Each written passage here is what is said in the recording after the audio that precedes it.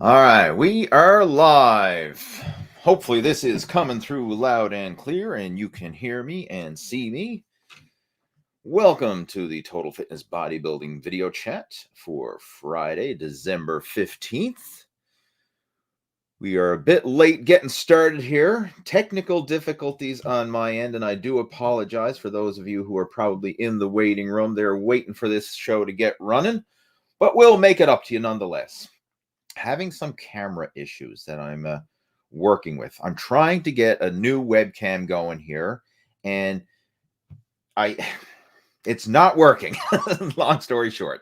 So I'm back to the old laptop webcam, but hey, it still works. I'm trying to upgrade the quality of this darn video is what I'm trying to do. But for some reason, it's not syncing up with my streaming service. So shit happens. Anyway, I'm frigging around with it. I'll figure it out one way or another. But sure enough, we're going to get a live video chat going one way or the other. So let's see. We have Sam's joining in. Welcome, Sam. We've got Andy joining in. We've got Lee joining in, saying it's coming through loud and clear. Thank you, gentlemen. Much appreciated. All right. So the way this video chat works, for those of you who are new to the Total Fitness Bodybuilding video chat, I want to welcome you. It's always nice to have new folks tuning in. And if you are a regular, welcome back. Nice to have the regulars joining back, because again, that's what makes this show happen. So basically how this works is I'm going to be hanging out here for the next hour, answering questions and topics of discussion related to fitness and nutrition, health and wellness that you guys have. And you can go ahead and post your questions and topics of discussion into our chat window. So if you're watching over on YouTube, you will see the live stream chat window there where you can type in your questions and topics of discussion into that chat window. If you're tuning in over on the Facebook page, then you can type in the comment section below and we can chat through that way. So, I mean, it'll pop up on my end, regardless of where you're tuning in from, whether it's YouTube or through Facebook, and we'll get this show underway. And I have a few questions that actually people have sent in advance that I want to address, and a couple interesting topics that I would like to share some stuff that I've noticed and a couple little experiments that I've been doing myself regarding health and wellness that I want to share that may be of interest to you as well. So we'll be sure to have some good conversation and good topics of discussion today. And let's see, who is joining in? We have Robert is joining us. Welcome, Robert. He's a regular to our video chats. We have TS joining in. Welcome. Sam saying, hope you and your family are looking forward to Christmas. Yes and no. I enjoy Christmas, but it's a lot of hustle and bustle for what it is. And I'm sure people can relate to that. It's a lot of hustle and bustle. But yes, I do enjoy Christmas. I do enjoy the opportunity to get to spend some time with friends and family. And of course, it is the excuse a lot of times to reconnect with people who you probably otherwise wouldn't connect with as often as you should. So that's the nice thing about Christmas. It is a great time to bring friends and family together. You have an excuse to go see each other. Right? Hey, we're going to go visit you over the holidays. And I do enjoy that part for sure. But the hustle and bustle and the commercial side of it and buying crap for people that people don't want and don't need. That's one thing that I've never been a big fan of myself. I know some people call me a Scrooge because of that, but like, why am I going to go spend my money to buy you something you don't need? And why are you going to go spend your money to buy me something I don't need? How about we just buy what we want when we want it on our own and just hang out over the holidays and, call it even. Like that. That's the way I look at it. But of course, not everybody does, right? I don't need another ugly Christmas sweater in the closet. And I don't need, more knickknacks and crap on the shelf. Right? Anyway, I'm not going to be a Scrooge and ruin Christmas, but I'm sure if there's some gentlemen watching, which the majority of the people who watch these video chats are gentlemen, and I can be sure that you relate to what I'm talking about here. All right, who else? We got Richard's joined in. Richard, welcome. Glad to have you joining in. Oh, shit, what was that? Oh, that's that old webcam that I was trying to get working here. Right? I'm trying to get my GoPro to work, and it wouldn't work. Okay, it's acting. Now it's chirping away over there on its own. Anyway, let that be. Again, welcome, Richard. We actually featured Richard's success story over on the Total Fitness Bodybuilding Facebook page earlier this week. He's made an amazing transformation, and if you haven't seen it already, make sure to head on over. All right, so there's one question that I want to jump right into. It was sent in advance earlier today, so let me just pop that one open for us. Where is it? That is, see, it is from David. Dave says, let's see, he says, would you be able to answer this question for me during your live, please? What are your thoughts on the close grip pull down for an isolation bicep exercise? Mike Mencer used to say it was better than the barbell curl. And I remember seeing those video clips on YouTube of Mike Mencer talking about the underhand grip pull down, saying it's a better bicep exercise than a lat pull down, or sorry, than a bicep curl, right? So the underhand grip lat pull down is better for the biceps than bicep curls. He says, the reason for me asking is I suffer from golfer's elbow, aka elbow tendonitis, and especially when curling. However, when performing the pull down, I feel no pain at all, but do you think I'm still getting the same stimulation? All right, that was Dave's question. And first off, let's just address the topic at hand. Does the underhand grip lat pull down engage the biceps? Yeah, it does. Is it better than a bicep curl? It's a different exercise. So like, how can you really compare? It's almost like saying, is a bench press better for the triceps than a tricep extension or a tricep push down? I mean, both of them engage the triceps. Both of them are beneficial. Both of them, there's advantages to both. If you want to maximize muscle development, you want to include both. Same when it comes to this situation. Like anytime you do an underhand grip row or an underhand grip pull down, yeah, you're going to bring in those biceps as secondary and supporting muscle groups. But is it better than an isolation such as a curl, whether that's a barbell curl, dumbbell, or machine or whatever? I'm not saying that it's better, but it certainly is good. All right, so you can add these exercises and look at the bigger picture, right? Include them into your workouts. Now, in the unique situation that Dave's in, he's got elbow tendonitis. So if that is flaring up and that's causing pain and you can't do curls, then you have to work around it. And it's ironic you mentioned this because I'm basically just coming off a bout of elbow tendonitis myself. Like this past summer, I had some really bad tendonitis in my left elbow, and I could not do straight barbell curls. I couldn't even do regular dumbbell curls where you twist and supinate the wrists. Like that supination action where you twist and rotate the wrist as you curl, that was causing a lot of pain and discomfort in my elbow. So for the longest while, I had to work around it by using hammer curls, thumbs up grip. So just keep your hands in that position, no twisting, no supination, and that allowed me to work around it. And when I did different exercises, like I had to play around with the positions to avoid aggravating it. And that's the key with elbow tendonitis, is you have to avoid aggravating it further in order to let the body recover and heal. So any exercises that cause pain and discomfort, don't do them. All right. Do not try and suffer through the pain. Like that's the stupidest thing ever. Like some people say, hey, no pain, no gain. Well, no, pain is there for a reason, right? Pain is your body's check engine light. Trying to work through pain is not smart, right? When you have pain, listen to it, observe it, and work around it. And we need to differentiate what pain is, because there's the pain of effort, meaning I can feel the muscles burn, I can feel the fatigue, the exhaustion. That's a good pain. Bad pain is the sharp shooting pain of an injury or tendonitis or something. Like when you get pain in the joints, in the tendons, the ligaments, or that sharp shooting pain, that's not a good pain. You do not grit your teeth and work through that. But at that dull ache you get in the muscles, the burn, that fatigue, the effort that you have to exert, that type of pain, that's the pain you can kind of grin and bear it, but not the sharp shooting pain, not that discomfort pain. So if you're working around elbow tendonitis, the big one, again, avoid aggravating it. And if you can do exercises like the underhand grip pull down, and that's working the biceps without aggravating the tendonitis, by all means do it. Some other things you might want to try as well, using wrist straps to help reinforce your grip. Because when you have elbow tendonitis, if you don't need to grip as hard, very often you won't place as much strain on those tendons in the forearms that aggravate when you are trying to do your exercises, and you don't want to aggravate that elbow tendonitis. You can kind of use a semi intense grip, right, with the straps that'll kind of hold it in place with less strain, and sometimes that allows you to work around the pain as well. So that's another tip that I've used.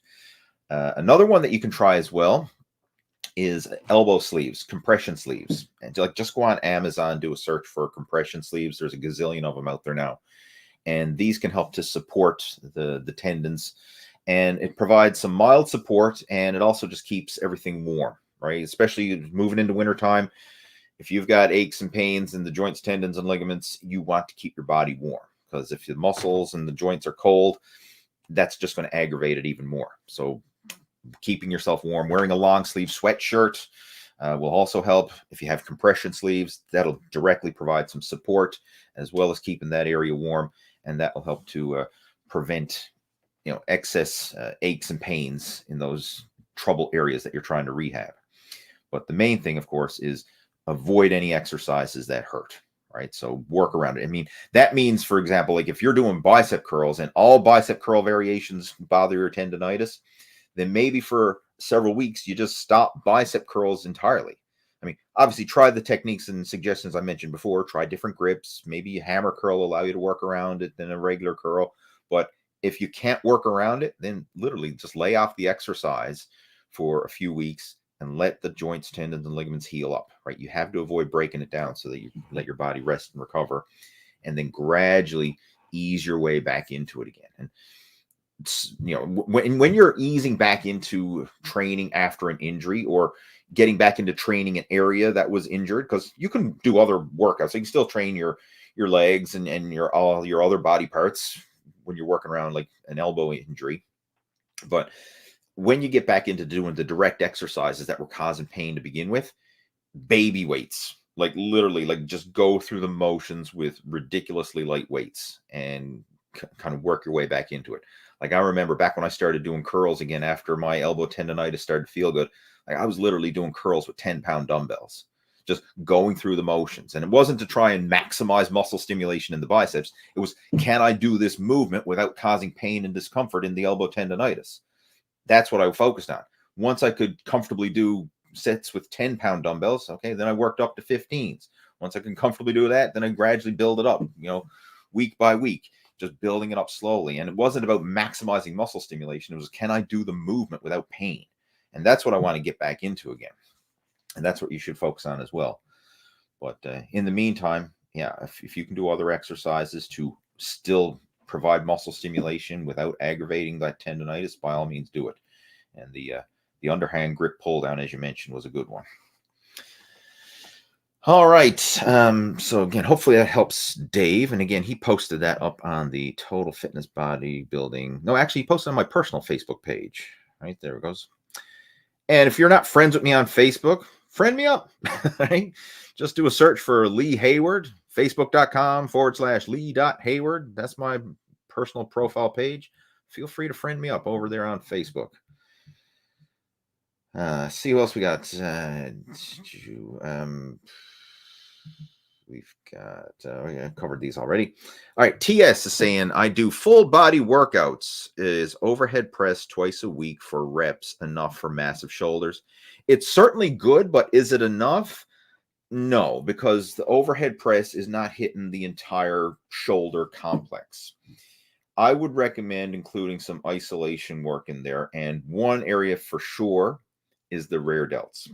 Like the overhead press is not getting enough work for the rear delts. You are hitting the front, you are kind of hitting the side, so you're hitting those major areas. But the rear delts are not getting enough with an overhead press. So at the very least, I would include some isolation work for the rear delts, band pull aparts, reverse pec deck flies if you have that machine at your gym where you can do a reverse pec deck for the rear delts. Face pulls is another good one for rear delts and upper back. Those are some key areas. And of course, you can just do bent over lateral raises for the rear delts. That's another good one. But you got to include some sort of rear delt work. And when it comes to the shoulders, the rear delts are by far the most neglected area. Most guys do not prioritize rear delts until they have a shoulder injury. Or if they're lucky enough to start off with a coach who emphasizes this right from the start, then they probably start training rear delts. But left to their own devices, very few people will gravitate towards rear delts because, again, it's out of sight, it's out of mind, it's not a show-off muscle. It's one of those areas where people just, they don't even think about it because nobody like, hey, bro, like, how big are your rear delts these days? Like, or make a muscle. Like people think, okay, I'm going to flex my bicep, or people, how much can you bench press? Those are the big ones, but nobody ever even knows, rear delts. What the hell are those?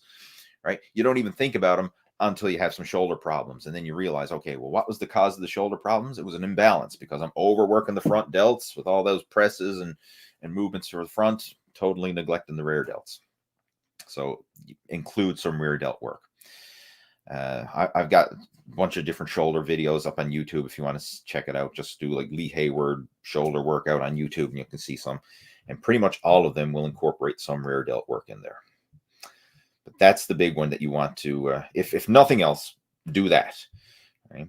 And if you want a full shoulder workout, ideally you would do presses, overhead press, an isolation work for each head of the deltoid. So side lateral raise, front raise, rear delt work, and then some sort of shrugging movement. If you concluded all that, then yeah, you got all your bases covered.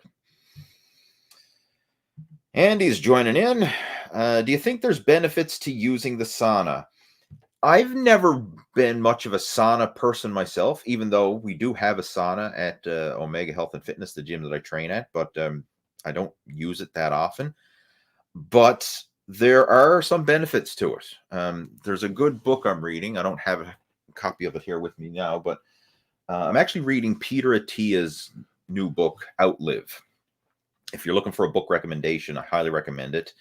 But in there, he has a whole section about the benefits of using the sauna at high temperatures too. Like it has to be significantly high to get any benefit, but there is some benefits to it, health benefits to using a high temperature sauna regularly.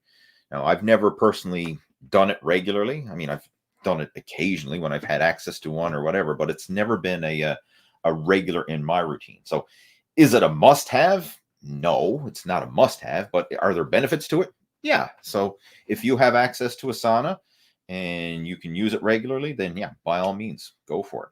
Right? There's benefits to both heat exposure, as in a sauna, as well as cold exposure, as in like cold showers, ice baths, things like that. So when you get outside your comfort zone in either direction, there's benefits. Your body has to adapt to that, and it can certainly help to strengthen a lot of things. So yeah, by all means, there's benefits, right? You can Google search it. And if you want, actually probably even head over to Peter Attia. He has a YouTube channel, and I'm sure if you search for that in sauna, you probably find some of his content, but he's got a lot of good content about that. Who else we got there? TS has another question. It says, when I do squats, I always feel super happy when I leave the gym. I can appreciate that. It's like a big accomplishment, right? You did squats, which is a freaking hard exercise, and it's that sense of satisfaction after they're done. I can certainly appreciate that. Yeah. Anytime you do a good workout, where you exerted yourself and you feel like that sense of accomplishment, yeah, I feel pretty happy when I do that as well. Sam's saying you're getting more socks for Christmas. You know what? There's nothing wrong with getting more socks for Christmas. All right. And I don't mean your Christmas stocking. I just mean like, the basic gift, right? Stock up on socks and underwear. You can't go wrong, right? You can never have too many socks and underwear. What else we got? Let's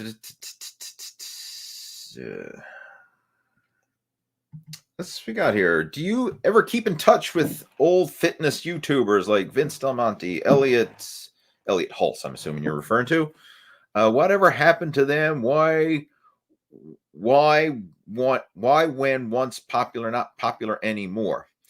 Do I keep in touch with them? I still keep in touch with Vince. I haven't spoken to Elliot in a while. Myself and Elliot actually did a video together couple of years ago. I think this was pre-pandemic days. It was around that time, like 2020-ish.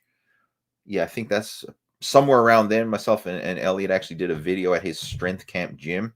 That was the last time I seen him. Vince, I still keep in touch with him, not regularly, I guess, but I still do keep in touch with him for sure. And why are they not as popular on YouTube? I think it's just the next generation of YouTubers. There's so much stuff on YouTube these days, and so many new people. Like every man and his dog has got a fitness channel, it seems. And a lot of the old YouTubers are kind of getting pushed aside for a lot of the new ones. And I've noticed that myself. Like my YouTube channel doesn't get nearly the views that it used to. I'm still doing it. I still enjoy it. But with all the new channels, the new fitness influencers and stuff, some of the old farts like myself are just kind of getting pushed to the side and not as interesting anymore, I guess. And people are just gravitating towards the new up and comers, which, hey, that's fine. I totally respect that. But they will get old too, and then there will be another generation of YouTubers or influencers or whatever the hell is going to come along, or whatever the hell we're going to call them in the future, right? Because really, this whole idea of a fitness influencer or whatever, I mean, that's a relatively new term, right? Like when I started, I never even heard the term fitness influencer. That's kind of one we hear a lot of these days, but just like everything in the internet, things have their cycle, right? The next new thing is going to come in and push out some of the old farts again. But what you'll find is the ones who are really committed to it, they'll keep plugging along. Like Elliot's actually starting to make some new videos. I've seen some of them pop up on my feed recently, so he's still getting back into it again. Vince has kind of switched gears. He's not into the fitness industry anymore, but Elliot's he's making some new videos these days. So, but they won't be as popular, I guess, due to just the YouTube algorithm pushing out the new stuff.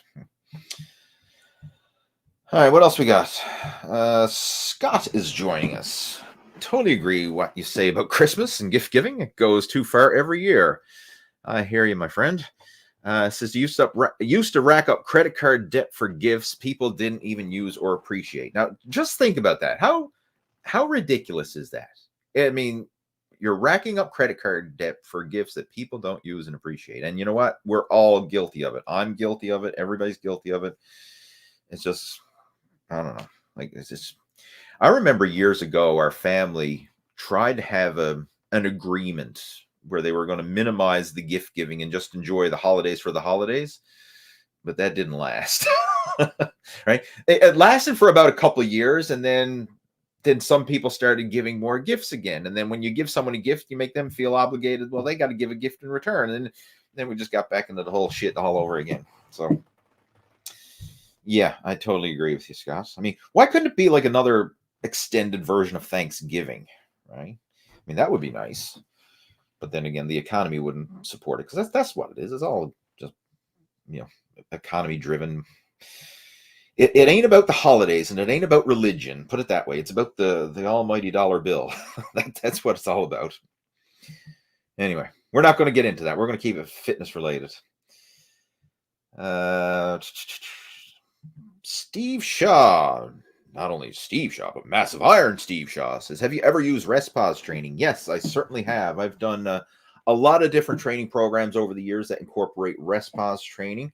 And it is a very effective technique for maximizing the intensity of your workouts, and as a way of training to failure and beyond relatively safely. Because the thing I like about rest pause training versus cheating reps or forced reps or whatever is you go to the point where you can no longer complete another repetition with good form. So you hit your momentary muscular failure, and then you take a little mini rest, and then you complete, a few more reps. And I like that because you generally can do better form with rest pause reps than if you're trying to do forced reps or, other types of high intensity techniques.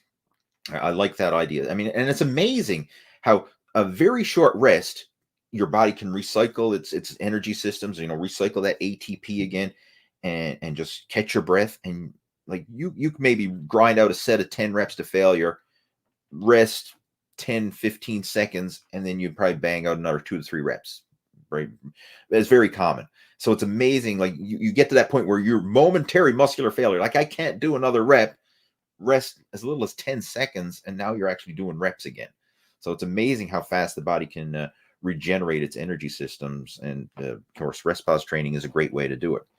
I still incorporate it today. I mean, it's one of those things where if I got a lot of energy and I'm feeling good and I want to push it, I will incorporate rest pause into my training. And I don't plan it. It's kind of on those days that I'm feeling good and on a set that I'm feeling good, I'll probably incorporate it.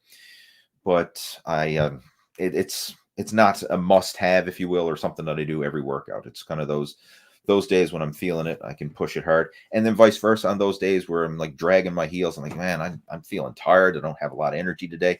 Then I'm not going to push it, right? Those are the days I'll do the opposite. I'll probably stop the set short of failure and kind of like go through the motions with more or less an active recovery day.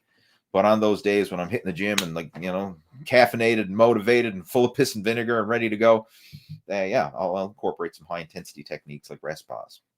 And I find that they work really good for machine exercises, isolation exercises, things like that. It's sometimes a bit awkward to do it with the big barbell exercises like a deadlift or a squat or a bench press, something like that. I mean, you could still do them, but the racking and re-racking and all that with those big heavy barbell lifts is hard enough. So very often I'll just do a straight set to momentary failure with the big barbell lifts. But for the smaller stuff, especially machine and isolation exercises, rest pause is a really great strategy. All right, let's see what else. TS is saying Steve Reeves and John Grimek are my inspiration and why I do full body workouts. Yeah, I mean, the old guys did full body workouts and got great results. And I usually do full body workouts myself. That's what I tend to gravitate to more often than not. I mean, not that there's anything wrong with a split routine. Like if you enjoy a split routine and it's working for you, hey, by all means do it. I mean, I did split routines for years, but I find now with the way my schedule is, the way my workouts go, I'm usually in the gym 3 days a week. So 3 total body workouts works really well for me. And I find that fits my schedule. And if by chance I miss a workout, I'm still in the gym getting a total body workout the next time. So there's not large gaps between body parts. Whereas if you are doing a split routine, like one major muscle group per day, or however you want to break it up, if you end up having a couple days off, then that can really throw off your schedule and end up sometimes you might have big, large gaps between hitting the same muscle group again. So it's not right, wrong, good or bad. It's what's ideal for you, your schedule, and your personal preference, right? So I've went through the split routine days, back when I was younger and competing in bodybuilding, and I was like one of those 6 days a week in the gym type of guys. Now that I'm a 3 days a week in the gym type of guy, I find the full body workout works better. And I don't just do the same full body workout every time. Like that's another mistake a lot of people think with full body workouts is like, you got to do the same full body workout every time. Like, hell no. Like I'll do full body, maybe like one major exercise per muscle group, but I can change it up. Like, let's, for example, say I'm going to do squats for one leg workout. I might do leg press for the next workout. I might do a combination of leg extensions and leg curls for the next workout. Right? You can change it up. Like you don't have to do the same thing over and over and over again. Like you can still have a lot of training variety within a total body workout. And that's the way I like to go about it is I'll change it up, but I usually like that total body template. And I typically do one major exercise per movement pattern. So overhead pull, overhead press, horizontal pull, horizontal press. Do some sort of leg exercise, squat, leg press, something along those. Bicep curl, tricep extension. Like I hit all the major movement patterns. I typically like to alternate them in a agonist antagonist fashion, meaning working opposing movement patterns. So if I do an overhead pull, like a lat pull down, I'm going to follow it up with an overhead press, like some sort of shoulder press. If I do a horizontal press, bench press, chest press, whatever, I'm going to follow it up with some sort of horizontal row, seated cable row, chest supported row, barbell row, whatever. And, just working back and back. So hitting all major muscle groups in balance and proportion. And that's usually how I go about it. But I'll change up the workouts and the exercise variations. All right, we have Carter joining in. Welcome, Carter. Glad to have you joining us. We were actually chatting earlier today through Facebook Messenger. And Massive Iron. Okay, all right. I don't know. Maybe that's a comment, something else. Moving on. Neil's joining in. Neil is a regular to our video chats, saying, what would be your best advice in feeling the muscle on the entire back? I mean, when I do one arm row, I feel my back more on my right side than my left. All right, it's good that you're aware of that, because everybody has imbalances. Nobody is perfectly proportioned. Right? We strive to have perfect proportion and symmetry between the left and right sides, but very few people do. Most of us are going to have some sort of imbalances. Like maybe you're stronger with your dominant hand. Like if you're right-handed, you probably are stronger with right-handed exercises than you are with your left hand, vice versa. And sometimes it's weird. I've actually seen it, especially with a lot of older guys. Like I'm actually one of my in the gym clients that I'm working with now. He's 76 years old, right? I mean, kudos to him. I mean, he's 76 years old, and he's in pretty freaking good shape for 76, I got to say. But he's had a lot of injuries over the years, and not necessarily workout related injuries, but just life in general related injuries. You know, because he life of hard work. Like he was a fisherman, and had a wood stove, so he was out in the woods cutting his own wood to, for the wood stove. So it's like just good old fashioned years of hard work. So the guy, even at 76, is still pretty darn strong and fit, but got some shoulder issues, got some leg issues and stuff like that, knee issues, hip issues, and whatever, as a lot of people do when they get in their 70s and beyond. But one thing I've noticed training with him is he's right-handed, but his left hand is stronger. And what I think is it could be a lot of overuse with the right hand from all those years of hard work. It's kind of caused like some aches and pains in the joints, tendons, and ligaments, some repetitive use injuries. And now that he's older, it's kind of accumulated. And even though he's right-handed, his right side is generally weaker than his left. So it's interesting to notice that. And when we're working out, like we can tell that during these exercises, but all you can really do is just focus on working everything in balance and proportion. Right. So when you're doing single limb exercises, like your one arm row, for example, a good strategy is to start with your weaker side first and just train that one to momentary muscular failure, and then do the exact same number of repetitions for your stronger side afterwards, and keep that balance and proportion. So like I wouldn't recommend starting with your strong side, and let's just say you rep out 12 reps to failure, and then you go to your weak side and you're struggling to get 8 reps. And because if you keep doing that, you're going to build your strong sides stronger, and your weaker side is going to always lag behind. So I'd rather you try and balance the workload so that you're training the weaker side to momentary failure. And even if you got to stop short of failure for the strong side, it'll help to over time balance it out so the weaker side can get a chance to catch up. And then, of course, when you're incorporating machine exercises or barbell moves that work both sides equally, then you're going to, incorporate that as well. But for the single limb stuff, always start with your weaker side first, and then do the same number of reps for your stronger side afterwards. And it'll help to balance it out over time. But this is something that you may always have. Like you may never fully have a perfectly balanced and symmetrical physique. And I'll give you a prime example.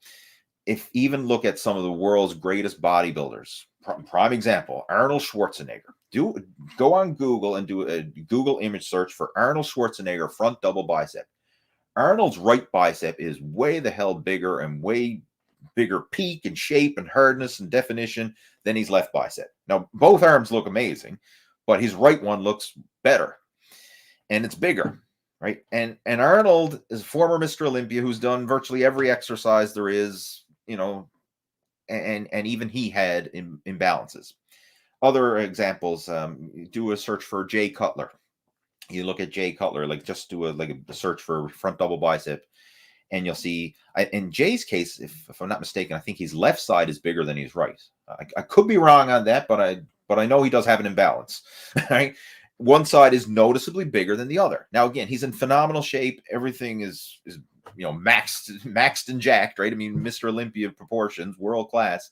But even Mr. Olympia, who's the best of the best of the best, right? The elite of the elite has muscle imbalances. So if those guys have muscle imbalances, our mere mortals down at our level are sure to have them, right? So don't feel bad about this. This is a normal thing for virtually everybody. Has one side that's bigger and stronger than the other. All we can do is try and maximize our effectiveness in the gym to minimize those imbalances, but they're probably always going to be there, right? And it's, who cares? Right? In the greater scheme of things, who cares, right? As long as you're making progress and you're feeling good, you're healthy, you're mobile, and everything else, who cares if you're a little stronger or whatever on one side than the other? That's life. All right, moving on. So Richard's got a question. It says, suggestions for those with smaller hands to keep a grip when hands are given out, having trouble gripping at times. I can appreciate that. I'm not I don't have big, meaty hands myself.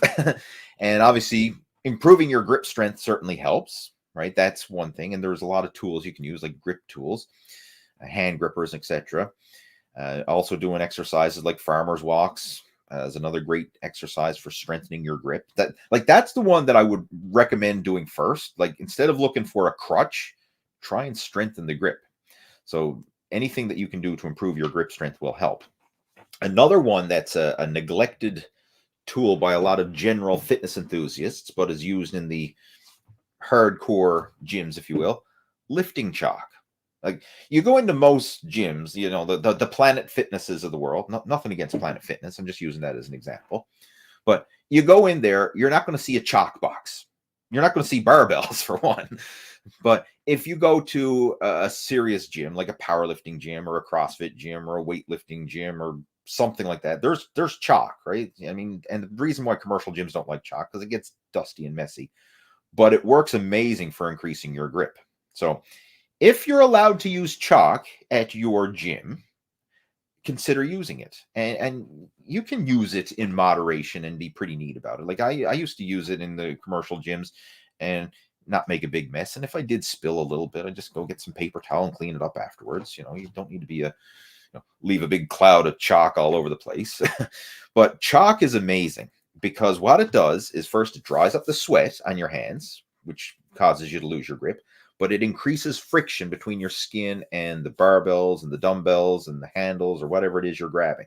And if you've never used it before, you won't appreciate just how much of a grip improvement chalk is. Like, I remember back when I was getting into powerlifting, and that's when I was exposed to lifting chalk, because I try and do deadlifts without lifting straps. And I just find, like, man, I just can't hold on to the barbell. Like, I got plenty of pulling power, but my grip's just not there. And then I started using lifting chalk, and then all of a sudden, like, whoa, I mean, this instantaneous grip strength. Like, man, the barbell's not slipping out of my fingers anymore. It's like it's sticking. And I could hold on to way heavier weight when I use lifting chalk. So that's a big tip for sure. And then the final one that I'm going to suggest is the lifting straps. The lifting straps will certainly help because you're literally reinforcing your grip with the straps. But the only downside to straps is it's easy to become dependent on them. And that was me for years. Once I learned about straps, I was like, this is amazing. All right? Grip is no longer an issue anymore. So I used it for everything. I used it for my pull-ups and my rows and my deadlifts and every freaking exercise where grip came into play. I was using lifting straps. And sure enough, my back got a lot of benefit from it. But my forearms and grip, I mean, they just lagged behind. They didn't grow in proportion. So that's when I had to start prioritizing grip training, right? When I learned about that mistake. So lifting straps are good, but use them in moderation, right? Use them for when you absolutely need them and try to get the majority of your workouts and majority of your sets done without straps, but you can kind of save it for that max effort set where you're going to push it. But like all your warm-up sets, all your accessory exercises or your less demanding exercises, just use your natural grip. Maybe using some lifting chalk to help reinforce that grip, but don't get into the habit of always relying on lifting straps because that can actually, be counterintuitive and make your hands weaker in proportion to the rest of your body, right? So hopefully that helps. What else we got there? Moving on. Have a swig of water. Keep yourself hydrated. Sam, I see a lot of injuries in my loved sport of rugby. They have a lot of injuries. They do functional lifting. They hammer certain lifts. Should they do less weights, more bodybuilding lifts to minimize injuries? I, I've never played rugby. I know a lot of people who have, like throughout high school. Like we had a rugby team, and I know a lot of guys who I trained with over the years in the gym used to play rugby. Um, I don't think the weightlifting side is what's causing the injuries. Rugby gets injuries out on the freaking field. And this again, I'm speaking from my observation. I'm not speaking from experience. So if there's any rugby players out there who can, and maybe I'm totally off base with this, but this is my hypothesis, my educated guess, is it's not the workouts in the gym that are causing the injuries. It's them getting tackled and the shit kicked out of them on the field is causing the injuries, right? When you get two big burly men colliding, or not even two, you're getting a team of big burly men colliding with another team of big burly men, you know, things go wrong. That's when, you know, bones get broken and stuff. It's not because they were doing, you know, the exercises they did in the gym. Most of the injuries are happening out on the field, right? When they collide, right? I mean, I know I actually trained a guy for a bodybuilding show several years back who was a rugby player. And when we started working together, he was coming back from a broken leg, right? So like one leg is bigger than the other because he got tackled out on the field and snapped his freaking leg, right? You know, I've seen that a lot with rugby players.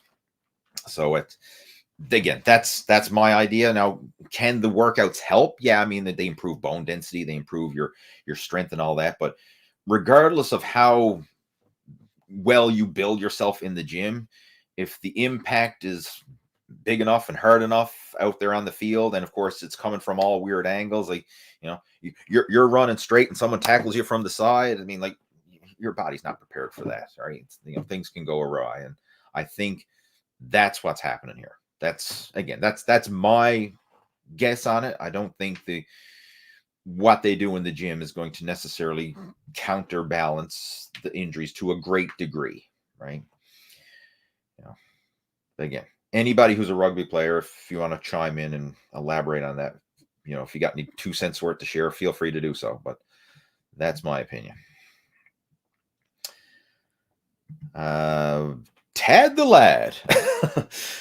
What's your opinion on a 3-day week workout consists of push day, pull day, and leg day? It's a classic bodybuilding split. So like of the bodybuilding split routines, that is one of the classics. Like you have the progression of bodybuilding workout programs: total body, upper lower, and then push pull legs.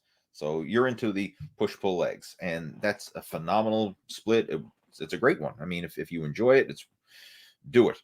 And that's a great way to break up your body parts into complementary movements, right? All your pushing exercises one day, all your pulling movements the next day, and then, of course, your legs and lower body the following day.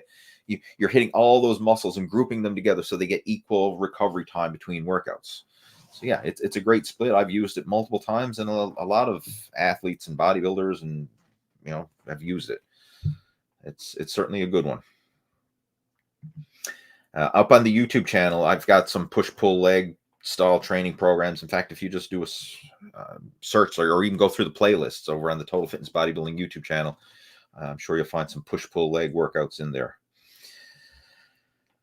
JP is joining in. JP Lackland, I think it is, says, I'm in week 4 of your old 12-week program, and I did 4 sets of 15 for squats for the first time in my life, and I've always been a 5 to 10 rep kind of guy for those.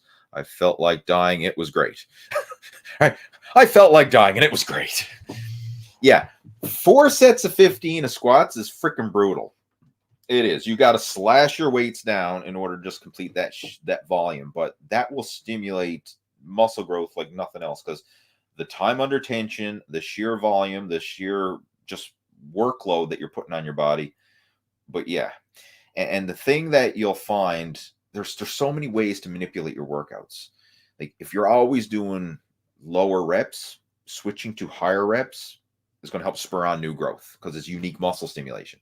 Vice versa, if you're always doing higher reps, you're the muscular endurance conditioning type of guy, and then you switch to doing lower reps, getting into that more strength and power training, that's going to stimulate new muscle growth. And the key to really maximizing your muscle growth, it's not like there's one program that's the perfect program. It's doing what your body's not accustomed to. So being aware of, okay, why do I have a tendency to always keep doing over and over again? Like I always do the same routine over and over again. Well, if you can kind of like turn that backwards and like change the set and rep pattern, or change the order of the exercises, change the volume, change the intensity around, and provide unique muscle stimulation, that's where you hit that sweet spot where you go through this phase where your body has to adapt and grow in response to that new training stimulation. And then you can really make some fast gains in that process. But every program will eventually plateau. So you're following that 12-week program, and that's going to follow. You're going to adapt to it. You're going to grow from it. And then eventually you're going to plateau. And you want to change up and do something else. Right? Every program goes through that: adapt, grow, plateau. But in the meantime, enjoy the adapting and the growing, right, while you're going through that transition. And that was a popular program. I remember when I put that together back in the day, and this was back before social media. Like there was no Facebook. I don't even think there was YouTube at the time, because YouTube only came around in 2006. And I think that program was out before YouTube, if I'm not mistaken. But we had forums, like the bodybuilding.com forum was huge. And there was a whole bunch of other smaller forums out there as well, which were still pretty big. But that was our social media, if you will, was the bodybuilding forums. And I remember that 12-week program kind of went viral through the forums back in the day. And, a lot of people followed that, like literally thousands of people followed that program and got some good results from it. Well, pretty cool. And for those, if anybody would like a copy of that, the old 12-week program, reach out to me. My contact information is down in the description below, or if you're watching or friends with me over on Facebook, just drop me a messenger message, and I'll fire you over the link where you can download the 12-week program. All right, we have Frank joining in. Says, hi, everything is working well for my fitness, but I'm concerned over my unhealthy uncle and I'm currently living with. He almost only eats junk food and doesn't exercise. How could I try to help him? Whew, I wish I had an answer for that. I really do. And you know what? I feel for you, Frank, and I see this a lot with friends, family, neighbors, and I'm just, again, I don't have an answer for it, but I'm going to share my personal experience, and hopefully this helps to, helps you, if you will, with this. When I was younger, starting off in my fitness journey, when I first became a certified fitness coach, and I really, I started taking my own health and fitness serious and getting involved. Like I started working out at 12 years old with my dad down in our basement home gym. Did that for several years. By the time I was 17, I did my first bodybuilding competition, right? So I got around, the sport, got bit by a bodybuilding bug, if you will, started really taking things serious. Shortly after that, I became certified as a strength and conditioning coach and started training people. And like throughout my early days, I was, that was my identity. That's all I focused on. I was kind of like obsessed with bodybuilding and fitness and all this, anything health and wellness related. That was my thing. And I tried to be everybody's savior, right? Like I remember friends and family, like when we get together over Christmas get-togethers, for example, like I'd be talking about my fitness, and I'd be, and of course people would see me like as a young kid when you're growing, like obviously you make crazy gains when you're in your teenage years, and because teenagers grow regardless of the exercise or not, just because you're going through puberty and you're growing. But when you combine, training and decent nutrition all together, you make crazy gains. Like I remember, like when I started working out, and I was probably like 130 pounds. By the time I was 19, I was probably like 200, 210, somewhere around there. So like packed on a lot of mass through my teenage years. So like every time people would see me throughout my teenage years, right, they're like, man, you're getting bigger. You're like, what the hell are you doing? Right. So And I was always preaching health and fitness, always trying to be the fitness guy. And I'd say, hey, come over to our home gym, I'll train you. And always trying to coach people with their diet and exercise. And at first there was kind of the novelty of it, and people, enjoyed it or entertained listening to me. But then after a while, it's like, Jesus, Lee's talking fitness again. Like, just shut up, get out of my face. I don't want to hear it. So if somebody's not ready to change and you try and convince them to change, you're just going to piss them off. You're not going to help them. So now I do the complete opposite. Like, when I get together with friends or family or anybody, I do not bring up the topic of fitness at all. I do not discuss it. I don't bring it up. I just downplay the whole thing, right? I don't even acknowledge it. If somebody brings the topic up to me, I might entertain it.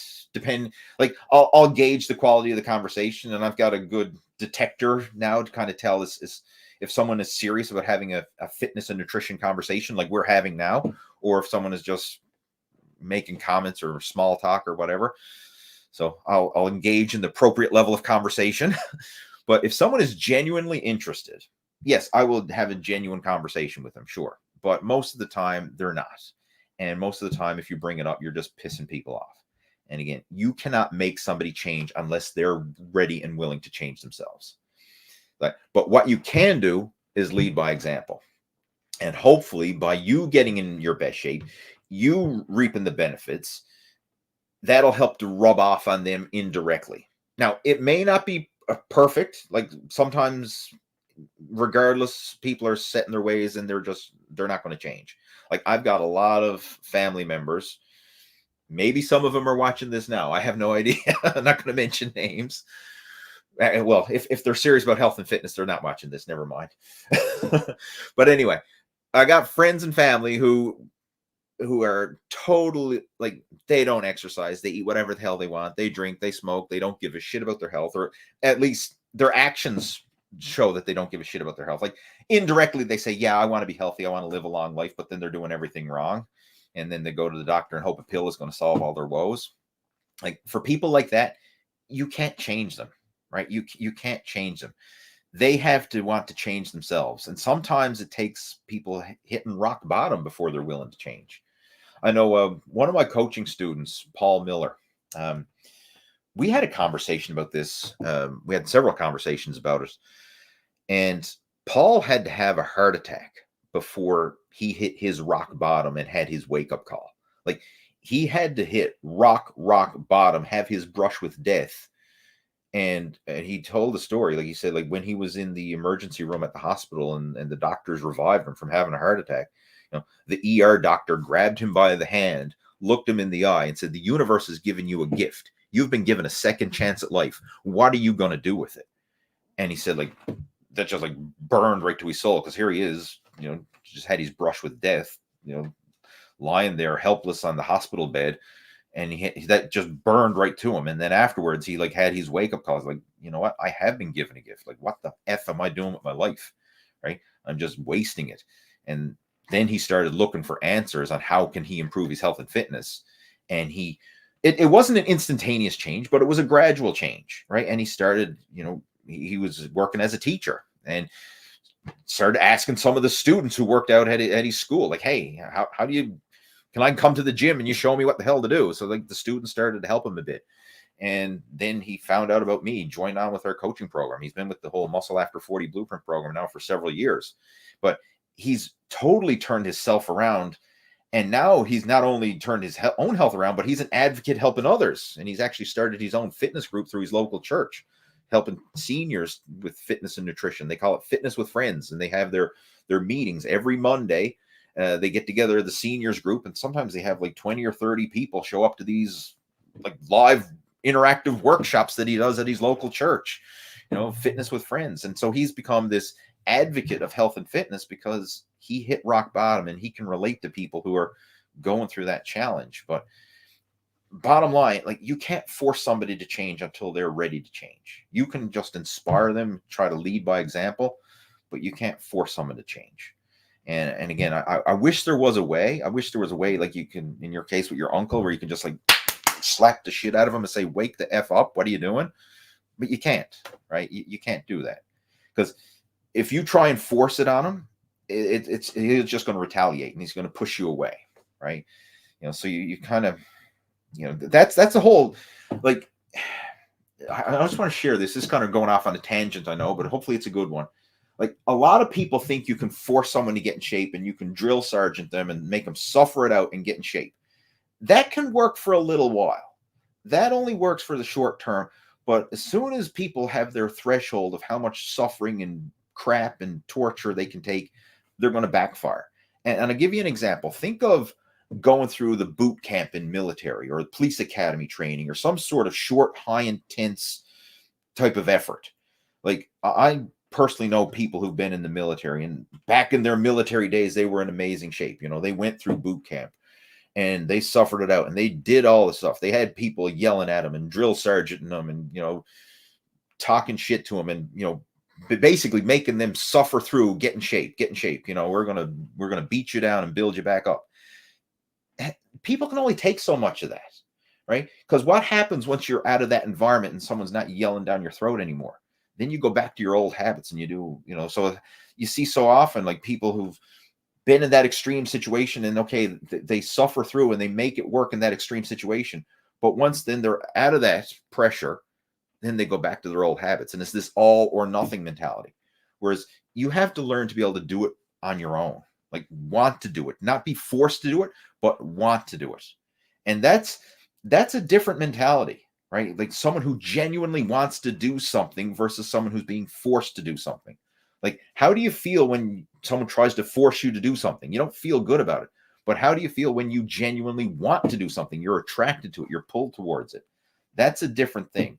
And unless you have that genuine want, that genuine pull to improve, instead of being felt like you're forced to do it, it ain't going to happen. So, again, going back to Frank's question there, you bottom line, what I'm saying, you can't force your uncle to change. Right? You can only lead by example, and hopefully your example will inspire him. If it doesn't, love him for who he is, but just, agree to disagree when it comes to fitness and nutrition. And that's the way I have to be with my family, right? Like, I've got people, I love them because they're my family, but I agree to disagree with your diet, exercise, and lifestyle habits, right? You do your thing and I'm going to do mine, right? Sometimes you just have to let it be. And this applies with spouses and girlfriends and whatever. Like, if somebody doesn't want to change, you cannot force them to change, right? Like, a lot of guys sometimes say, oh, how do I get my wife to work out? How do I get my wife to eat clean? No, you can't force your wife to do anything that she doesn't want to. You can try and inspire her. You can try and lead by example and coax her along. But if she don't want to do it, you ain't drill sergeanting her into doing it. Right? If you try to, you're going to end up in divorce. Right? That's just reality. All right, moving on. That was a long-winded question, and I unfortunately didn't have an answer, but hopefully I gave you some clarification. Andy's joining us. He says, last Saturday, I was doing an assisted pull-up and hex bar deadlifts back-to-back, 5 sets each, and hurt my forearm. Since then, I get this really hot feeling pain sometimes. Is that a damaged muscle? Obviously, yes, you hurt something. you got pain in your forearm. What you did or to what degree you did, I don't know. If there's any bruising or discoloration, and you did it last Saturday, so you're almost a week into it now. If there's any bruising, discoloration, or deformation, it's probably a muscle or tendon tear. Because when muscle fibers tear, they bruise. Like you get the blood under the skin and everything else. So you very often, when you have a muscle tear or tendon tear, you'll get that purple discoloration. If there's any deformation, like the muscles, hey, they used to attach all the way and now they're shorter, that's a sure sign, right? Like, you can generally feel when you have a muscle tear because the muscles are deformed, if they detach from the tendons, that is. And obviously you get the bruising and discoloration. If you don't have any of that and everything looks to be intact but it just hurts, you're probably just a bad strain or pull, and generally it will heal up on its own. Give it time. The main thing is you have to avoid aggravating it and making it worse. And what you're going through now, again, let's assume that there's no serious damage. It's just, you pulled, you strained the muscles or the tendons and ligaments, but you didn't tear them or do any permanent damage. You just strained them really bad. This is where you got to be careful, because what happens a lot of times is when people get a minor injury like that and then they can't train properly for a week or two or however long it is, then they feel like, oh, I'm losing ground. Right? And then as soon as they start to feel a little bit better, they think, well, I got to make up for all those missed workouts. And then they jump back into it and do too much too soon. And then they take the minor injury and then turn it into a major one. So what was started off as just a minor muscle pull, and then you go back trying to train hard and make up for the lost workouts, you end up taking that minor strain and then probably actually tearing or making a serious injury out of it. And I've seen that happen a lot, right? And I've been guilty of that, right? That's how I know about this. I've been guilty of that myself. So be very careful and patient in your rehab process from this. So if the forearm hurts, maybe you got to stop doing direct gripping exercises for a while. Anything that you physically have to grip, handles and barbells and dumbbells with, and focus on other exercises. Like maybe it's legs and cardio and core and abdominals and stuff that you don't have to grab barbells and dumbbells with. Right? Maybe you just got to do that for the next few weeks and let that forearm heal. Right? Work around it. And then once you do start to feel a bit better, gradually increase it and just go through the motions. Don't think of training to stimulate muscle growth. Think of just building yourself back up to doing those exercises again.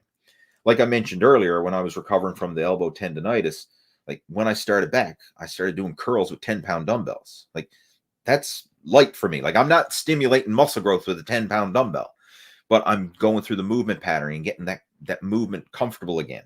Once I could do that comfortably, pain-free, then I went to 15-pound dumbbells. Still not stimulating muscle growth with 15-pound dumbbells, but I'm building up the movement pattern again, getting confidence in my joint integrity and the ability to perform work without pain and discomfort or injuring myself. And then just week by week, you build it up slowly. So you probably are going to go through a little bit of a setback. There's going to be some, a setback and then gradual slow build up again. But if you go through that, you should be able to bounce back without any major damage done. Right. But again, as far as this is something you got to look into, like hopefully you should start to see some improvement, especially now that it's been a week, and there shouldn't be any sign of visible damage, meaning no discoloration, no deformation or anything like that. If you do have any bruising, deformation, or this gets worse, it doesn't start to get better, get it checked out. And this is like, if in doubt, get it checked out, right? That's my advice for everything. Whether you go to your doctor, whether you go to a physio or whatever, but like get someone who can professionally assess your situation and see what you got done there. If it doesn't get better on its own, but hopefully you should be seeing some improvements. Like again, most injuries that you get in the gym are just minor aches and pains and pulls, and like 90+% of the time they all recover on their own. But we do have those occasions where the shit hits the fan, if you will, and it requires more work to rehab it. All right, it actually is a serious injury. We have the last fake natty joining in. Good evening, my friend. We have Andy's Kitchen Garden talking about burning pain. Oh, that was a follow-up to the question earlier. All right, good stuff. All right, covered that. Richard saying, Christmas in our house is gifts from the heart and food this year. Manicotti? I'm not even sure what that is. I have to look it up. All right, you got me stumped on that one. But obviously it must be good because he has a big yum next to it. I'll have to Google search that one. We have Charles joining in. Welcome, Charles. We have Steve joining in. Steve's a regular over on the Total Fitness Bodybuilding Facebook group. Says, almost missed this. Well, you're here. That's the main thing.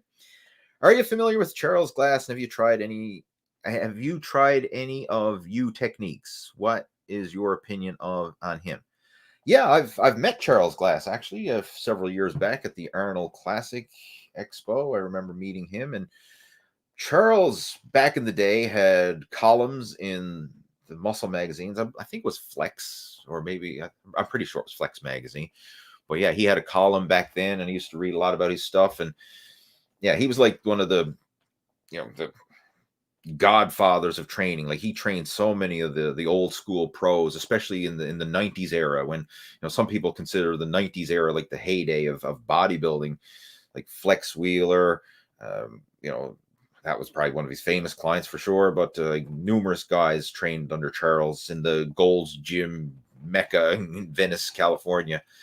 That was his stomping ground. So yeah, I'm certainly familiar with Charles. And have I really tried any of his techniques? Like, Jesus, he's got so many techniques. I mean, I'm sure I've tried some indirectly, but I mean, as far as like my opinion on him, I mean, when it came to bodybuilding and hypertrophy and that type of stuff, like, he knew his stuff, because that was his speciality. Like, it wasn't necessarily powerlifting or athletic performance or anything else, but like getting somebody into bodybuilding shape and bringing up stubborn body parts and isolating all the different muscle groups. Like, he was a genius at that. And he really was a stickler for exercise form to target those different areas.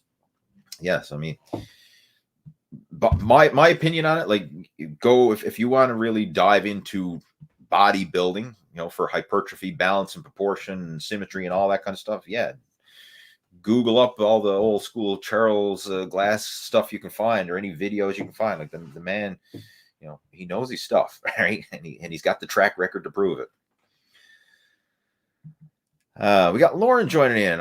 We were having a chat with Lauren earlier this week, actually. He says, what body fat do you think people really start to compromise healthy hormone levels? That's going to vary depending on someone's natural set point, all right? Because we all have our different levels in terms of, like, some people are naturally leaner than others, and some people can maintain a leaner physique without feeling like they're dieting or without compromising.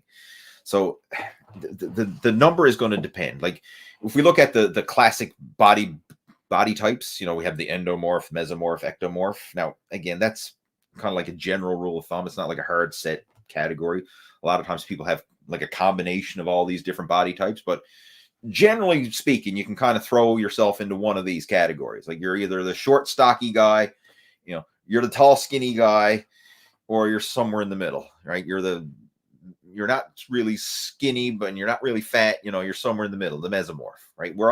We can kind of put ourselves into those categories, but then you usually have a combination of tendencies as well.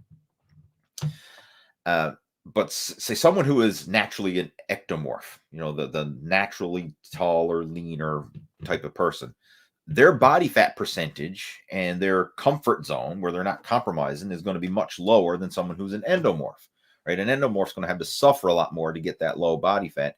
And as that gets lower and they'd have to deprive themselves more, they're going to suffer some of the consequences in terms of feeling hungry and feeling hangry, and the hormone compromises that go along with it. So it's hard to really put the number there of what the percentage is, but and also, how do you go about achieving that percentage? Because if you go about it in the crash diet fashion, you could have the instantaneous compromise to your hormone health. Like, if you start doing some intermittent fasting, like, I'm just going to start starving myself, or I'm going to slash my carbs and try to lose fat as fast as possible. I'm just going to suffer it out, right? And lose the fat as fast as possible.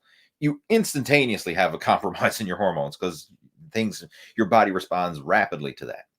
Whereas if you did it in a slower, gradual, more sustainable fashion, there's less of that compromise. It's less of that tricking your body into thinking it's going through that starvation mode. There's less of a drastic change. So you're much better off taking things slower and steadier and losing weight slower, but the weight you lose is the weight you keep, versus suffering it out and crash dieting and then not being able to sustain that and then rebound and gain it all back again. And I'm a prime example of this. I did this multiple times. For over 15 years as a competitive bodybuilder, I went through these up and down yo-yo diets. And I can see now, looking back at it, how stupid it was. But back then, I was so stuck into the bodybuilding bubble that I thought that was the way to do it.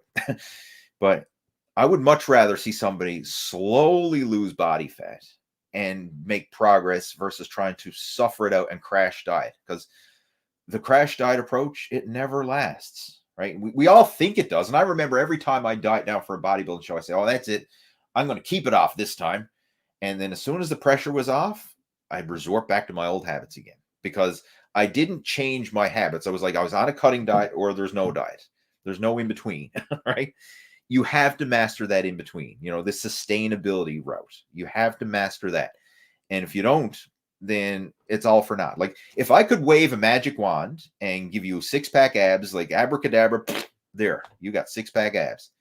If you continue living the lifestyle that you're living now, those 6-pack abs are not going to last long, right? You have to have the lifestyle that can support 6-pack abs. And if you don't have the habits and the lifestyle to support 6-pack abs, you're going to gain it back. And I'm a prime example of this. Like I did that myself over and over and over again. Like I'm just going to share this with you. All right, just seeing we're on the topic of it. Just give me a second. I want to share my screen. It'll take me a minute to just bring this up. It'll be worth it. Just a second. I'm going to pop open this. Okay, let's just share screen. Share screen. Where is it? Where are we to? Trying to find it there. Where the frig is it? Here we are. Okay, just give me a second there, guys. Share screen. All right, I just found it. Share screen, share screen, share screen. Window. There we are. Hopefully this is coming through. I'm gonna close Lauren's comment there. Is that coming through?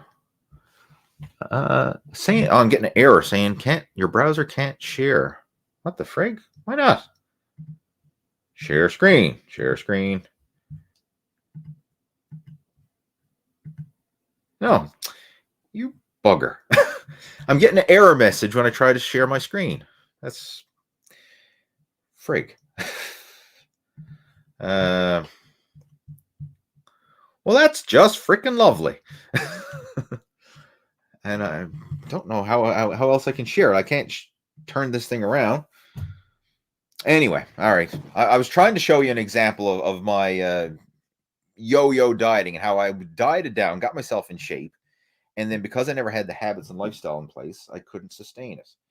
But I can't share my screen for some reason. Oh, well, frig it. We'll move on.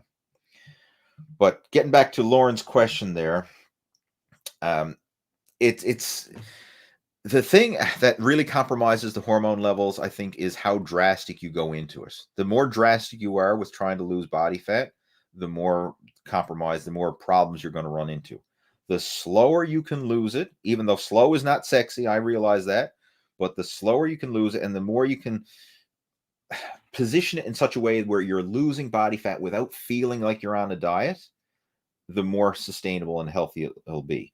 And there's ways to, because our body is not like a combustion engine.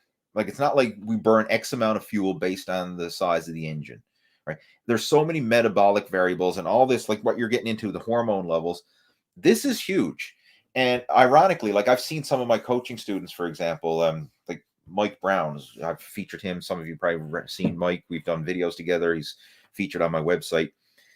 One thing that this past year, we focused on, once Mike got his body fat to the level that he wanted, he started to actually increase his calories. So I remember we added an extra meal, bumped up his protein intake, and in doing so, he actually lost weight. So he added an extra meal, increased his protein, and I think within the first month, he dropped another 5 pounds and got even leaner and harder than before. So it's not always this whole calorie deficit thing. Like, I mean, yes, there is a time and a place for calorie deficit, and it does matter. But once you get your body to the point where it's metabolically efficient, it's not always just slash the calories to get leaner. Sometimes you actually need to improve your metabolic efficiency, and it's almost like throwing another log on the fire stokes the fire even hotter. So that's what we did with Mike. Like he was making progress, but he kind of hit a plateau, and he was at 4 meals a day, right? And that was his calorie deficit, everything set up. And we said, all right, let's add a 5th meal. So bumped up his calories significantly. And we were thinking he was probably going to fill out his frame and gain some lean muscle, which he did start gaining lean muscle, but he actually dropped an initial 5 pounds from that because he increased his metabolism. Now, that's not going to work for everybody. It worked for Mike in his specific situation because everyone's unique on this. And you got to kind of optimize the lifestyle and the hormones and the food choices and everything else. So the number one thing that I recommend is, how can we make those tweaks? So I'll give you an example. Like when somebody's trying to lose body fat initially, the number one thing that I focus on is, instead of where do we need to cut back, what do we need to add in order to make your diet more complete and to prevent nutritional deficiencies and to kind of like optimize your health, your nutrition, and just your strength and athletic performance, your immune system and all this stuff. So usually, instead of cutting out, we're actually adding in foods. So instead of thinking of like, oh, what are all the bad foods I have to avoid? We say, no, what are all the good foods you need to add in? And usually it's adding in more protein, adding in more omega-3 fatty acids. It's adding in more vegetables. It's adding in more fiber. It's drinking more water, right? It's filling in the gaps with nutritional supplements for all the things. Like a lot of people are deficient in magnesium and B vitamins and vitamin D3 and a lot of this stuff. We fill in those gaps. And by filling in those gaps, you make your body more metabolically efficient. And very often you start building muscle and losing fat, even without cutting carbs or cutting calories or cutting anything. You're just making your body more efficient, right? So that's the first step. That's within our Muscle After 40 Blueprint program. We call this the metabolic reboot phase. We want to basically fix all fix the leaks, right? Fix the body first, right? I mean, to give you the analogy, like if you're imagine you're in a boat and you're out at sea and there's a hole in the boat and it's taking on water, right? People could say, okay, well, how do we get the water out of the boat, right? Some people say, well, I'll use a bucket and dump the water out of the boat. Someone else says, well, I'm going to use a siphon, or I'm going to use a pump, and I'm going to all these different strategies to get the water out of the boat. How about we plug the hole first, right? Because regardless of how efficient you are at dumping water out of the boat, if the hole is still there, as soon as you stop the dumping, the boat's going to fill back up again. And that's the way most people approach their diet. Like they don't have their lifestyle isn't fixed, their habits isn't fixed, but they're always thinking, well, what's the fastest way to lose this fat, right? Oh, I'm going to go keto. I'm going to go carnivore. I'm going to go intermittent fasting, or I'm going to whatever the hell I'm going to do. I'm just going to starve myself. And yeah, you lose a bunch of weight by doing that. But as soon as you stop that nose to the grindstone approach and you start going back to your old habits again, then the weight piles back on, right? It's just like as soon as you stop dumping water out of the boat, if there's still a hole, you can probably get it down to the point where there's very little water in the boat, because if you're dumping water super fast, but as soon as you stop, it's going to fill back up again. Same applies with your diet and fat loss. Like as soon as you stop that extreme nose to the grindstone, I'm on a cutting diet, and you go back to your old habits again, your fat starts to come back on. And that was me every time I did a bodybuilding show, right? I could put the blinders on. I could go boil chicken and broccoli and 2 hours of cardio a day and burn the candle at both ends and suffer it out, get in shape for the contest. But then as soon as the contest was over, I'd go back to my old habits again, right? And as soon as I went back to the old habits, only a few weeks of slacking off on the diet to pile it all on again. Like it'd probably take me 3 or 4 months of starving myself to get lean, only less than a month of relaxing on the diet to gain it all back. Like you can gain the fat back a hell of a lot faster than you can lose it. So you have to change your set point. You have to change those core habits. So that's the biggest thing right there, is to change those core habits. Right? And that's where most people have it wrong, because anybody could lose weight in the short term. I mean, I'm willing to bet anybody who's ever tried a diet, or you've probably lost weight at some point and then gained it all back again. Right? So losing is not the hard part. It's how the frig do you keep it off after you've lost it. That's the hard part, right? And that's where we really focus on helping people within the whole Muscle After 40 Blueprint program. Is not how fast can you lose it, is how do you lose it after, how do you keep it off after you lose it? So the weight you lose is the weight you keep off, right? The progress you make is progress you keep, not this yo-yo diet rebound. Right? Anyway, moving on. We're actually going to clue it up shortly because I'm well over time here, and I actually have to go pick up my wife. She's visiting friends and family now, and I have to pick her up. Holy shit, look at the time. It's actually after 8 o'clock here. What else we got? And Sam says, I've experienced that. All right. Sam can relate to what I'm picking up, or what I'm laying down. He's picking up what I'm laying down. That's what E-Rock. Eric. Okay, it's Eric from New York. I'm getting rotator cuff surgery on Tuesday. I'm not just going to sit around and feel sorry for myself. I'm going to start going for walks right away. Any suggestions? Awesome. I love that attitude. And what I would recommend, daily cardio for sure, especially the low intensity cardio, because you don't want to do anything high intensity bouncing around that could possibly hurt that, freshly rehabbed shoulder surgery. We don't want to be going through anything high intensity, but walking, cardio machines at the gym, that's certainly going to help. As you feel up to it, I mean, you may be able to incorporate some leg exercises, like the leg extension, the leg curl, seated calf raise, something that doesn't engage the upper body. You should be able to work around that. And I'll give you an example. Like, I remember several years back, my wife broke her wrist. She actually did it in martial arts. My wife is a blue belt in Brazilian Jiu-Jitsu. She hasn't practiced in several years, but she got her blue belt in Brazilian Jiu-Jitsu. And that's why she actually quit jiu-jitsu, because she had so many injuries. Like, she broke her ribs doing jiu-jitsu. She broke her wrist doing jiu-jitsu. She had a whole bunch of minor injuries, not counting the broken bone side of things. But I remember when she broke her wrist. But she didn't stop training. Like, here she was, arm in a cast, couldn't do any upper body, but she did daily cardio. She was still in the gym. She was doing core work. She was doing legs. Like, anything that she could do without engaging her wrist, she did it. All right. So, I mean, she still kept herself active, and she didn't like get fat or out of shape or whatever. I mean, obviously there was some atrophy in the side and everything else where she broke the wrist, but that quickly bounced back when she got into training again. But you don't have to use an injury as an excuse to like sit on your ass and do nothing. You can always do something. Something's better than nothing. Right. And usually the low intensity cardio is going to be awesome. And then think of core, legs, especially the machine exercises, stuff like that. You should be able to work around it and still maintain decent levels of fitness while you're going through that rehab.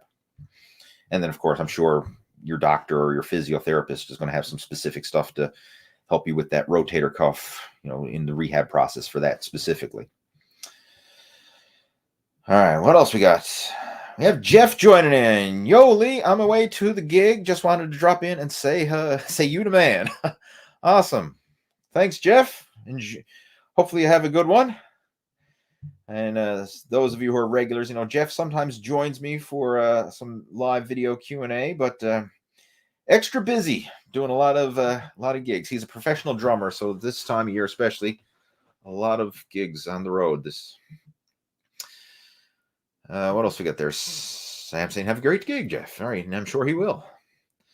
All right. You can follow Jeff on Facebook too. Like, Jeff is he posts up some drum videos, and the man knows his stuff, right? He is the little drummer boy over Christmas. I can tell you that. Been doing this for over 20 years. What else we got? Josen, wondering what is the best time to work out, morning or evening? Whenever it fits your schedule is the best time to work out. If you have a choice, I would recommend morning, because you get it done, you get it out of the way, and kind of like crossed off your list, so then the rest of your day can't derail your workout.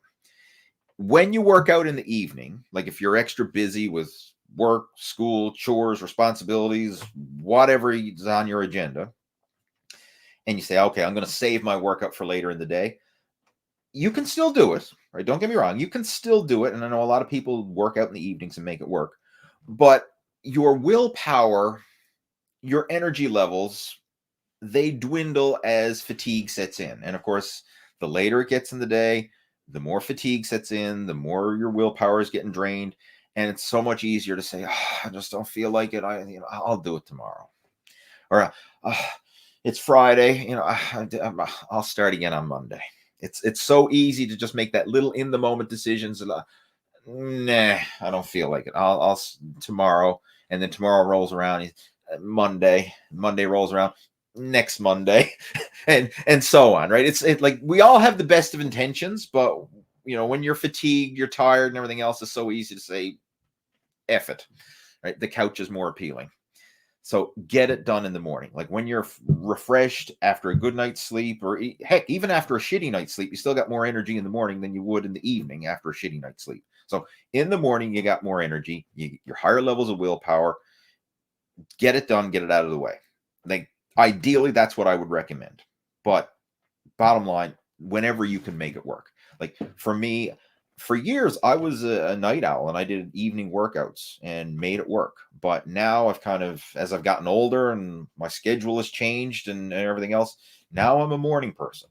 So my workouts are usually 9 or 10 a.m. is when I like to work out personally.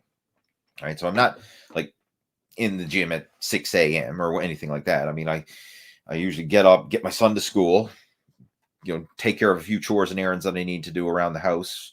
And then I go to the gym, get the workout done. And then, so again, I'm usually at the gym 9 a.m. ish, right? That's usually the time I start. And I find that works well for me. And again, it's done. It's early. It's crossed off the list. So then regardless of how busy I get throughout the rest of the day, at least the workout's done. It's in the bank, right? That's crossed off the to-do list. Whereas if I saved it for later, again, it's so easy to brush it off because you get tired, you get busy, and all the other responsibilities. And this time of year, the wife is saying, "Oh, you got to run to the grocery store and get this. You got to run to the shop and get that. You got to go to the mail because I ordered something from Amazon for Christmas gifts. Like, do this, do this, do this." Next thing you know, it's like the evening's gone and the workout's not getting done. Right? So get it done in the morning, right, when you're fresh, and that's the best. I'll tell you from experience, people that I've coached personally, and I've coached a lot of people over the years, those who train in the morning tend to be more consistent than those who train in the evening. Now, there's always exceptions, but that's a general rule of thumb. If I was a gambling man, I'd gamble on the morning person being more consistent than the evening person. All right, who we got there? Have to go, coach. Thanks for your teachings. You're welcome, Sam. Enjoy the rest of your evening. We've got Ron Dog. Lee. Hi, Lee. Hi, Ron Dog. Oh, shit. The wife is home. She must have got a ride home from some... I was supposed to go pick her up. And, oops. I'm going to have to clue this up because I'm probably going to get an earful very shortly. Hello? I'm still here. Oh, Harvey's coming upstairs. Hey guys, sorry I didn't come pick you up earlier. You okay? Okay. All right. Fair enough. Okay. Terrence is joining. Actually seen Terrence this morning at the gym. He said, "What's up, Lee? Started back running tonight. Knees feeling good. We'll give it another week before start leg weight training again. All about knowing your limits and your body." Good stuff. I'm glad to hear that you're on the mend. Hey, buddy. Terrence slipped on the ice last week and strained some muscles in his leg. Thankfully, it was nothing too serious. But he is on the mend. Good stuff. Glad to hear it. All right. As you can probably hear in the background, my family's home, so I'm going to clue this up very shortly. I just want to scroll through. Okay, just reading through a couple comments there. William saying, "Military style works, though it's an extreme, but it's all about balance." I totally agree there. Doesn't hurt to try and remind him once in a while, even if it pisses him off. I think he might be referring to one of the previous topics there about trying to motivate friends and family with that one. Thanks. Great answer. The interesting thing is he says that maybe I'm working out too much and that it's dangerous and that I deserve to enjoy more tasty. That is a common thing. Like I want to address this for those of you. Just a quick recap. I covered Frank's question in lengthy detail back here. He was talking about his uncle who's unhealthy, eats junk food, doesn't exercise. He's wondering how he can motivate his uncle. And now his uncle tells him that he's working out too much and that working out too much is dangerous and he should enjoy more tasty food. See, you're having this battle. Now, the best thing to do in this situation, Frank, is just agree to disagree, love your uncle for who he is, and then like, okay, you do you, I'll do me. Right? Like we'll keep it at that. Because in his case, instead of him trying to improve and get better, it's easier to pull you down. It's like the crabs in the bucket analogy, right? You're clawing your way out of the bucket, like you're eating healthy, you're working out, and he's saying, "But who the hell do you think you are, Frank? What do you think you're better than me? Get the hell back down here, right? Don't you be working out? You work out too much, right? That's bad for you, right? You live a little, enjoy some tasty food, right? Put on a few pounds. You're looking too skinny." So he's trying, instead of him improving and following your lead, he's trying to get you to come down to his level and follow his lead. He wants you to be fat and lazy, sit on the couch and enjoy a pizza and a bucket of beer with him, right? So just agree to disagree, right? You do you and let him do him, and that's pretty much all you can do. But that's a common thing. You will hear that family and friends, especially those who don't work out, will tell you how bad it is that you're working out so much, right? Oh, you shouldn't be doing that. That's not good for you. That's not unhealthy. Or you live a little, right? I mean, unfortunately, if you eat junk food and you don't exercise, you will live a little. Like, you will live a lot littler than people who are eating healthy and exercising. Like, those are the two habits that can actually extend the quality of your life and the length of your life. So, yeah, just agree to disagree on that one. All right, guys, I'm going to clue it up. I know there's still more questions and comments coming through, but I'm going to have to clue it up because it is getting late, and we had a wonderful chat. Like I promised an hour, we went an hour and a half, so I over-delivered. All right, folks, hopefully you enjoyed it. If you do have any questions or comments or anything that related to what we were talking about and you would like to follow up, feel free to reach out to me. You can email me, you can Facebook message me or whatever. I'll be happy to have a chat with you. In the meantime, like I say, subscribe to the Total Fitness Bodybuilding YouTube channel. If you haven't already done so, hit that thumbs up button if you got some value from this. And I will talk to you same time next week. Take care. Over and out. In the stream.